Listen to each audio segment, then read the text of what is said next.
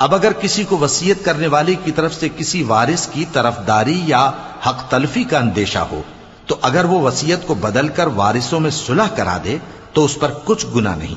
بے شک اللہ بخشنے والا ہے، رحم والا ہے۔ مومنو، تم پر روزے فرض کیے گئے ہیں جس طرح تم سے پہلے لوگوں پر فرض کیے گئے تھے تاکہ تم پرہیزگار بنو۔ روزوں کے دن گنتی کے چند روز ہیں، تو جو شخص تم میں سے بیمار ہو یا سفر میں ہو تو دوسرے دنوں میں روزوں کا شمار پورا کر لے، اور جو لوگ روزہ رکھنے کی طاقت رکھیں لیکن رکھیں نہیں وہ روزے کے بدلے محتاج کو کھانا کھلا دیں، اور جو کوئی اپنی مرضی سے زیادہ نیکی کرے تو اس کے حق میں زیادہ اچھا ہے، اور اگر سمجھو تو روزہ رکھنا ہی تمہارے حق میں بہتر ہے۔ روزوں کا مہینہ رمضان کا مہینہ ہے جس میں قرآن اول نازل ہوا، جو لوگوں کا رہنما ہے اور جس میں ہدایت کی کھلی نشانیاں ہیں اور جو حق و باطل کو الگ الگ کرنے والا ہے۔ تو جو کوئی تم میں سے اس مہینے میں موجود ہو چاہیے کہ پورے مہینے کے روزے رکھے، اور جو بیمار ہو یا سفر میں ہو تو دوسرے دنوں میں روزے رکھ کر ان کا شمار پورا کر لے۔ اللہ تمہارے حق میں آسانی چاہتا ہے اور سختی نہیں چاہتا، اور یہ آسانی کا حکم اس لیے دیا گیا ہے کہ تم روزوں کا شمار پورا کر لو، اور اس احسان کے بدلے کہ اللہ نے تم کو ہدایت بخشی ہے تم اس کو بزرگی سے یاد کرو اور اس کا شکر کرو۔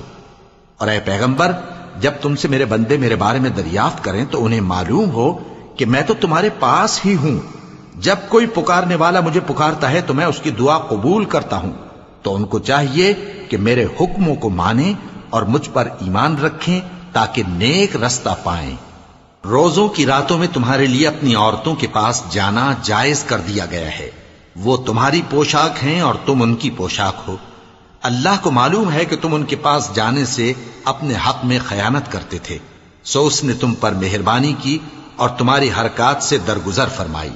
تو اب تم کو اختیار ہے کہ ان سے مباشرت کرو۔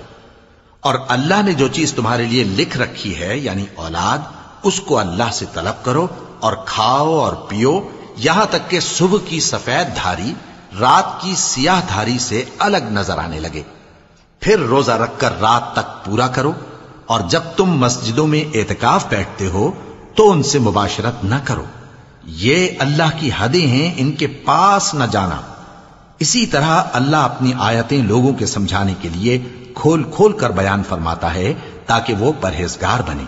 اور آپس میں ایک دوسرے کا مال ناحق نہ کھاؤ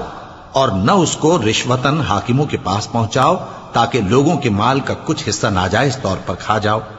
اور اسے تم جانتے بھی ہو۔ اے پیغمبر، لوگ تم سے نئے چاند کے بارے میں دریافت کرتے ہیں کہ گھٹتا بڑھتا کیوں ہے؟ کہہ دو کہ وہ لوگوں کے کاموں کی میعادیں اور حج کے وقت معلوم ہونے کا ذریعہ ہے، اور نیکی اس بات میں نہیں کہ احرام کی حالت میں گھروں میں ان کے پچھواڑے کی طرف سے آؤ،